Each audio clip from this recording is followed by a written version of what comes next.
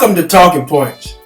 My name is Dr. Stephen E. Gardner, and we have started this brand new segment to address some of the current trends that we have going on in our society.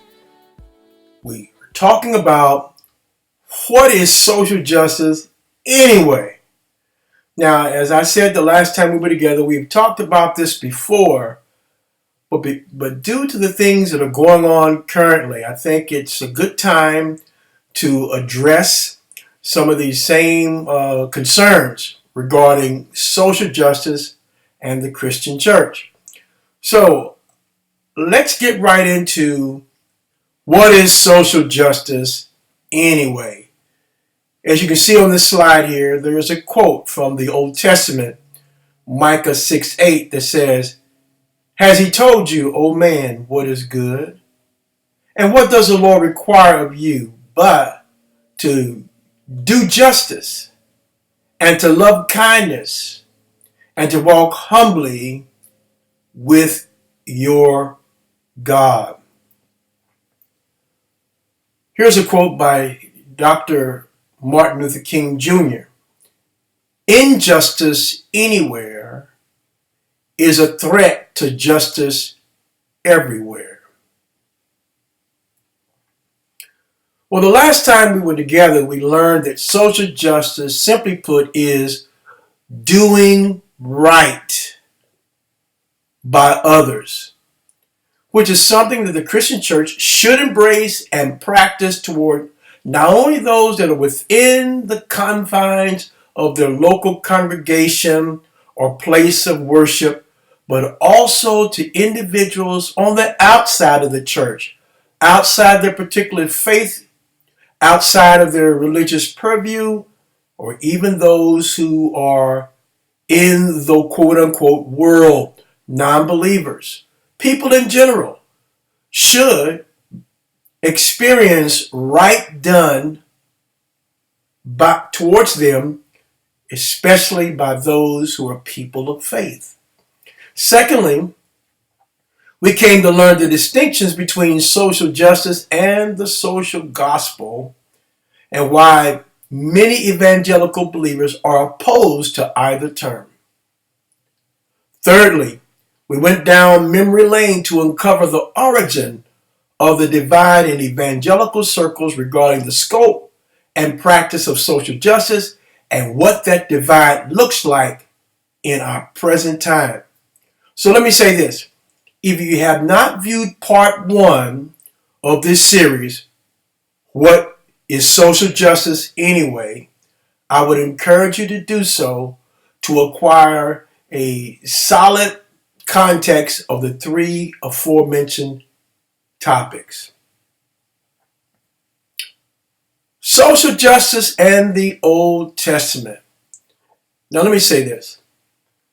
To uncover the meaning and practice of social justice in the Old Testament, it is a lengthy exegetical endeavor. However, due to the importance of this series and its applicability to our current social trends, what I provided is a succinct and not an exhaustive treatment of the subject of social justice in the Old Testament. Now, the Old Testament, or the Hebrew Scriptures, is the original source of the Judeo-Christian interpretation of Yahweh's will for his people, especially the practice of doing right by others, that is social justice. Now, I'm only talking about social justice today, but the Old Testament or the Hebrew Scriptures, it really is the authority by which Christians really understand their faith, how it fits within Israel's story, and the relationship of Israel's Messiah, which we know to be Jesus Christ. But aside from that, it also lays the groundwork and the framework on social practices, ethics, as it were, especially that's required of the people of faith, as how they treat someone who is a stranger, someone who is a neighbor, or someone that is a member of their current society. The Old Testament, therefore, reveals this. that Yahweh is the source of justice. So let's see what the Hebrew scriptures have to say. Let me say that again. Yahweh is the source of justice. And let me say this from the outset. If Yahweh is the source of justice and we are his offspring, we are embraced his Messiah, we are washed in his blood, then we should emulate the practice of justice that's outlined here that we see originating from the Hebrew scriptures. One of the first things that I've come to understand about justice in the Old Testament, since we are connecting it and rooting and grounding it in God himself, that's this first point. God is judge and guardian of justice.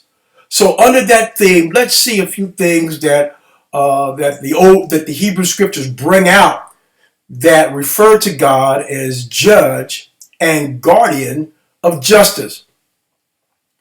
The Israelites, like other Semitic people in the ancient Near East, regarded the deity, which is God, as the judge of the whole earth. There's a snippet from Genesis 18 and 25 that says, "Shall not the judge of all the earth do what is just?" So we expect God, who is the judge of all the earth, to do what is just. We as God's people, as his offspring, if we are made in his image and likeness, if we ascribe to his commandments and his teachings and edicts, shall we not also do what is just in the earth? God's universal judgeship was based on the fact that he was he who created the world and established equity and justice. He created the world. This is what God did. But along with the creation of the world, what did he do? He established equity and justice. Psalm 99, verse 1 through 4, and a snippet from that we find, "Mighty King, lover of justice, you have established equity. You have executed justice and righteousness in Jacob." God was thus regarded as a source and guardian of justice because justice and righteousness are his very nature and attributes, as we see in Psalm 97, verse 2. "Clouds and thick darkness are all around him. Righteousness and justice are the foundation of his throne." So the point that I'm reiterating here again, if we are his offspring, should we not emulate? Should not our attributes line up with his attributes? Should not the very fruit of the Spirit be fruits of justice and righteousness, because justice and righteousness are his very own nature and attributes. And if we are his children, we possess his nature, we possess those attributes, and justice and righteousness are part and parcel of what we have that's like our God.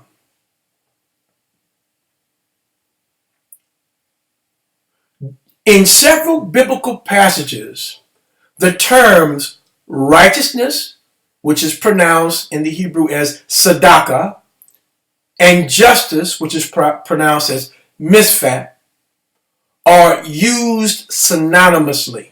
For example, Amos 5:24 lays it out just like this. We all have heard this many times, but I want to quote it again. "But let justice roll down like waters, and righteousness like a ever-flowing stream." Notice the two words tzedakah and mishpat, righteousness and justice.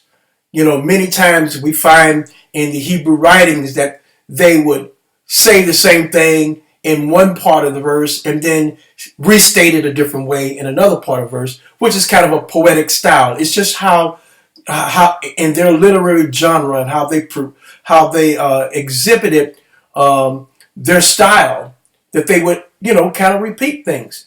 Justice and righteousness. Justice was like waters that roll down, and righteousness was like what? An ever-flowing stream. In Genesis 18 verses 19, we find also another rendering that gives us some sort of idea of God as judge and guardian of justice. And it says this: "No, for I have chosen him that he may charge his children and his household after him to keep the way of the Lord by doing righteousness and justice, so that the Lord may bring about for Abraham what he has promised." He charged his children and his household to do what? Keep the way of the Lord by doing righteousness and justice. So, if we are his household of faith today, and I'm speaking of primarily to the Christian church, if we are the household of faith today, if we are his offspring, if we are in his son, the body, and his body, the body of Christ, we are charged to keep the way of the Lord. And in our practice, we must do what's right and what is rendered as just. Justice was central among the Israelites because they were very much concerned with social relationships among themselves as a people covenanted to God, and also among the nations that surrounded them. In this connection as judge, Sophet, as in the Hebrew, God would administer justice by punishing those whose conduct made the lives of others very difficult in the world.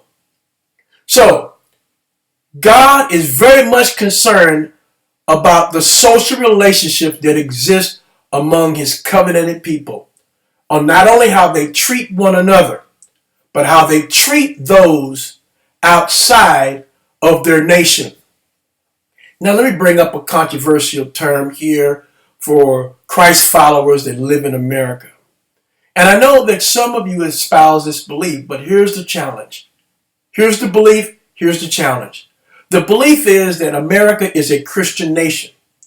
The challenge is, if we are a Christian nation, should not we exhibit these Judeo-Christian principles on how to treat those on the periphery, on how to treat those who are outside of our nation, how to treat them properly, how to regard them with acts of justice, kindness, and compassion?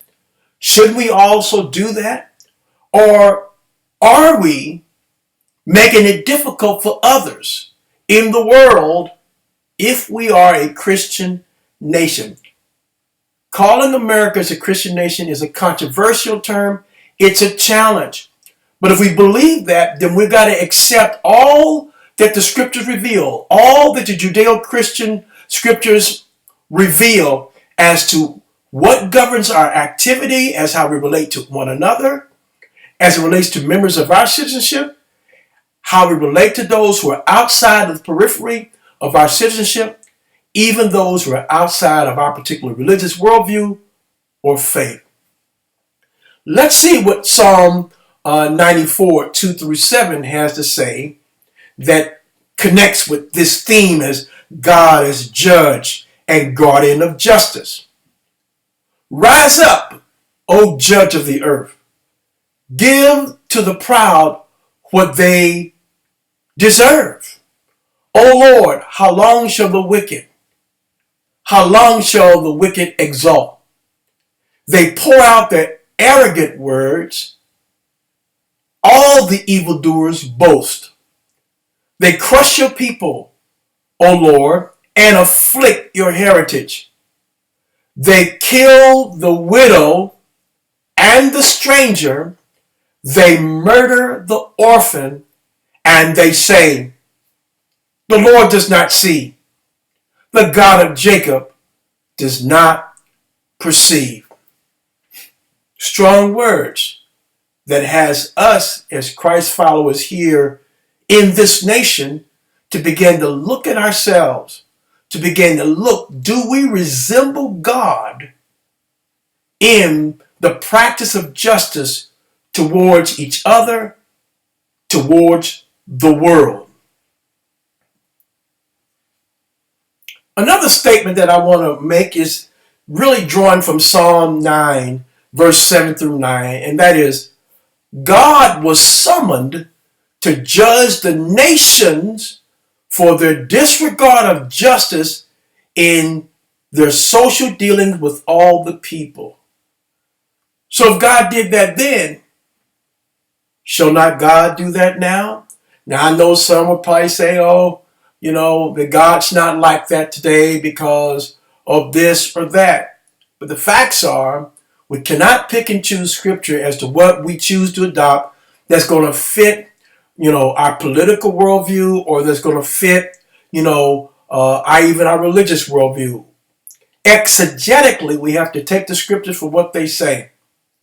And with proper biblical interpretation, draw from the scriptures and become informed by that interpretation, understanding its context then, and being able to relate what it meant then as how it relates to us now. The question again, and the statement, God was summoned to judge the nations of their disregard for justice in their social dealings with other people. Does God judge that same way today is the question that I'm asking. And you can respond in the chat room. Let me know what your thoughts is on that statement based upon Psalm 9, verses 7 through 9. Micah 6:8 and also Amos 5:21 through 24, we'll find some of these things that kind of support this thought. It is not piety which God requires of humans, but the practice of righteousness and justice. He has told you, O mortal, what is good. And what does the Lord require of you? But to do justice, to love kindness, and to walk humbly with your God. Now, if you begin to read the full context, especially that of Amos and Micah, you find that it's in a context of worship. That these people, would go and worship God, and they would offer up their fatted calves and in other words, they were churchgoers. They lifted their hands to worship God. They extolled God with their lips, but their practice of justice and righteousness was lacking. And so that's why Micah comes back to say this. Has he told you, O mortal, what is good? And what does the Lord require of you? But to do justice, to love kindness, and to walk humbly with your God. Psalm 7, verses 6 through 11 also brings out some other supporting things that help us to see God as judge and guardian of justice. In the Old Testament, God's justice is manifested in his retribution to all people and nations according to their just deserts. Those who felt unjustly treated by others in social, economic, and political relationships summon God to judge them. That is, to do them justice by saving them from their enemies or their oppressors. Those who felt unjustly treated by others in social, economic, and political relationships, they summon God to judge them. That is, to do them justice by saving them from their enemies and their oppressors. Look, we're right at a period of time, right at that part of the calendar where we, regard, a great champion for the rights of those who were less fortunate. The civil rights movement, advanced and heralded and led by Dr. Martin Luther King. In fact, this weekend, obviously, if you're watching this now, is around the weekend. In fact, you're watching it today, is a day that this nation celebrates his birthday. His acts of justice in his movement towards civil rights, I believe, was God's response to answer the prayers of people of color who were experiencing social, economic, or who was treated unjustly in their relationships. God answered their prayers. God rendered those answers through the medium of the civil rights movement. God today is still answering prayers. He may not drop fire from heaven, but he'll move through movements and people who are people of faith, responding to what they see in his word, what they see not only in the New Testament, but also in the Hebrew scriptures, as how we should do right by others. So yes, when people are felt unjustly treated, they call on the God they know that would deliver them and to bring them out. We see it happen to those who were the children of Israel when they were in Babylonian captivity, when they were in Egyptian captivity. Did not God bring them out? God is still bringing people out today to keep his word and what he said and what he believes and what he regards as right and proper towards all people. And that's righteousness and justice. Well, let's look at something else. God's justice in relation to the poor. In several biblical passages, particularly in the Psalms and the prophets, God is portrayed as having a special concern for the poor, particularly the widow, the fatherless, and the oppressed. Psalm 10 verses 17 and 18 kind of brings some of that out. O Lord, you will hear the desire of the meek. You will strengthen the heart. You will incline your ear to do justice for the orphan and the oppressed, so that those from the earth may strike terror no more. So God does care about the widow, the orphan, the fatherless, and the oppressed. God does not change. God is still concerned in our time frame about the poor, the widow, the fatherless, and the oppressed, or you can call it the poor and the vulnerable and the oppressed, the orphans. God's concerned about that. And if God is concerned about that, God is also watching how we treat those who are poor, who are widows and orphans, and how we're treating those who are oppressed.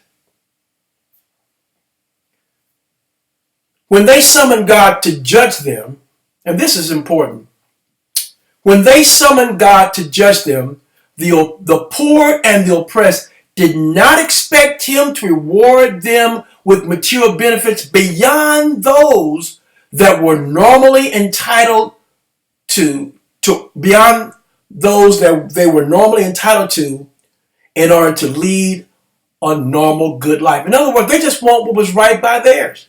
They wanted to lead a normal good life, and they wanted God to at least to level the playing field, make things right and just for all of us. When they sold their produce and their services, they expected to get a fair deal from the merchants. Ownership of the land and property, freedom and security constituted what? their inalienable human rights endowed upon them by God, their Creator.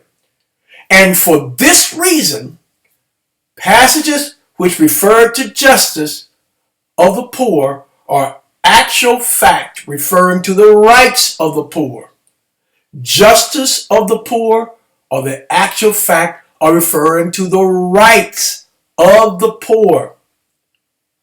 Look at what Jeremiah 5:28 and 29, look what it has to say. They know no limits in deeds of wickedness. They do not judge with justice the cause of the orphan to make it prosper. They do not defend the rights of the needy. Shall I not punish them for these things, saith the Lord? That's right out of Jeremiah. Has God changed? We need to get our act together if he has not changed, especially people of faith, is how we regard those who are poor and vulnerable in our nation or nearby our nation. Lastly, as we summarize this theme on God's justice in relation to the poor, therefore justice, misfat, does not solely refer to moral norm, but also refers to basic human rights. For this reason, when the prophet Amos refers to the poor as righteous or Sadak, he was referring to their being on the right with respect to their dispute with the oppressors over the infringement of their basic rights. That's what it was all about in Amos. It was therefore natural that people oppressed by the economic, social, and political systems and others, such as the sojourners, who experienced some injustices, should appeal to God to intervene in order that their rights might be restored. God judges in order to restore the lost rights of the oppressed. He established justice in the world by eliminating inequalities.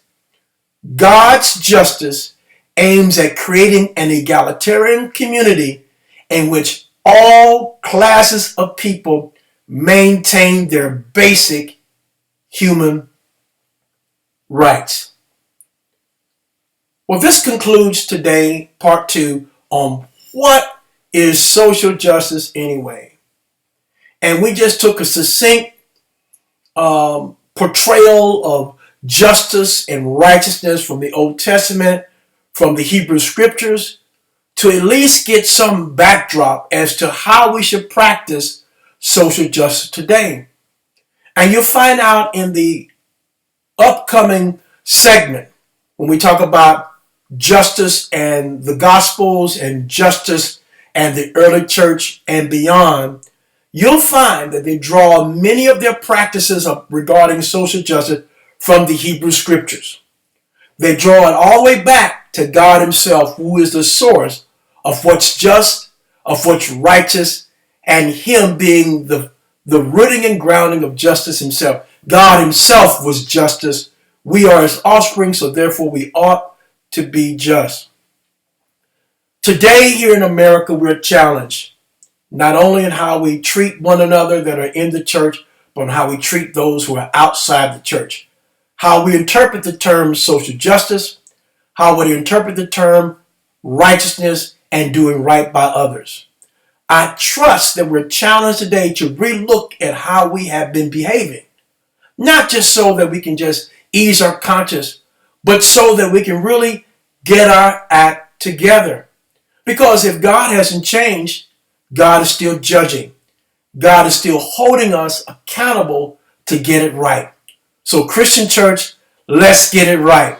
American church, let's get it right and do right by others. God bless you. I trust you've been blessed today. We'll see you again here on Talking Points real soon.